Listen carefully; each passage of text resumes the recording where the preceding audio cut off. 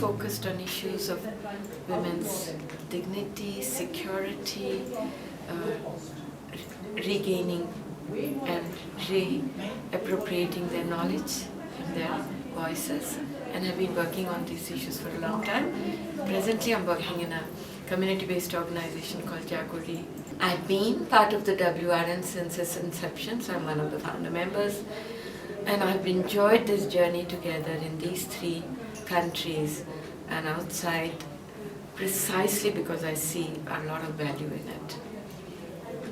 So, if we talk about South Asia and this sub-region, I have been very, very committed to the issue of building a common South Asia without borders, without causing military bases in these regions, making it possible to reclaim our past, which is all together.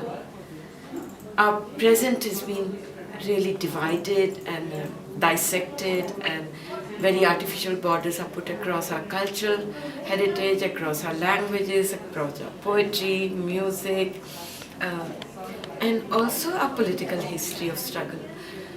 I see for myself as a vision that we need to come back together, that we belong together and we support each other. I cannot imagine peace in Afghanistan without peace in India and Pakistan. Similarly for other countries. So if we are working as feminists, as women coming together from these 3 countries, we need to really build a perspective and a practice that pushes for demilitarization, that pushes for dialogue rather than confrontation, and that pushes a demand of women's movement, human rights movement, South Asian people's movement, to say we belong together and we need to come together and create a peaceful South Asia. International networks allows for most of us to bring our local issues to the international levels and have a discussion and get other perspectives on many of our issues. I believe that the Women's Regional Network has helped many of us who are grappling with serious issues, security issues in our countries, to discuss them, to get other perspectives, and to get support for our voices across the continents. So it has been a very useful interaction with women in the region, in South Asia and beyond. I believe one of the most important aspects of this network is really our achievement in our ability to develop regional key messages, to have joint advocacy, and to really strategize regionally to share our successes and challenges in the region. In this way, we've been able to move the women's rights agenda forward in the region and really amplify the voices of women in the most remote and isolated areas.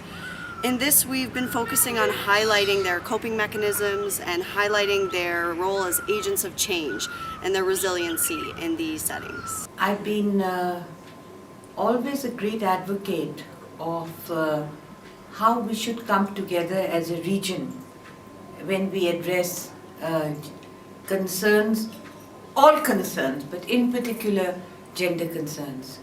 The commonality that we have in the entire region, and now we are addressing 3 countries, India, Pakistan and Afghanistan, and there is a sort of a geopolitical significance, plus there is a straight line that runs through.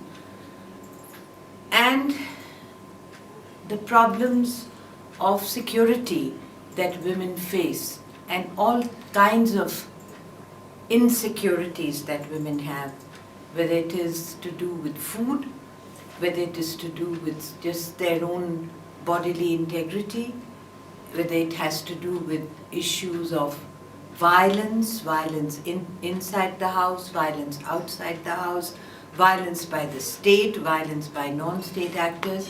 A common strategy has to be evolved, and what better way of doing it then to let women articulate their concerns, which this is not the first time, they've been doing it for a long time, but use this forum as a way of coming up with regional strategies. Most important for me to be part of a women's regional network is to feel the sense of protection and strength that we are together. We women from India, Pakistan and Afghanistan can together voice our concerns and voice our perspective on peace and security, and together we can influence policymakers and the decisions that are leading towards war and conflict in our regions at every level. It is extremely rewarding for me to be part of Women's Regional Network is that I can learn from others. It is rewarding to learn and inspire each other and believe on women's agency. This is the time now that we stand up and say enough is enough. We don't want wars, no wars that we want in our regions, in the name of the people of this region, and let's decide us that what is our future. First of all, given the current situation that we have with regard to challenges and opportunities within the South Asian region, I believe that it's important that we manage to raise women's voice through WRN. Whether we are talking about economical cooperation, whether we are talking about fighting extremism and violence, or whether we are talking about social development. And secondly, developments are happening in our countries, but unfortunately, the role that should be given to women are not given. With that regard, I see a very added value in WRN, where actually we can jointly come together and we can advocate to our governments and hold them accountable, not only for including women in decision-making processes, but as well as making sure that states are beginning to cooperate and collaborate with each other.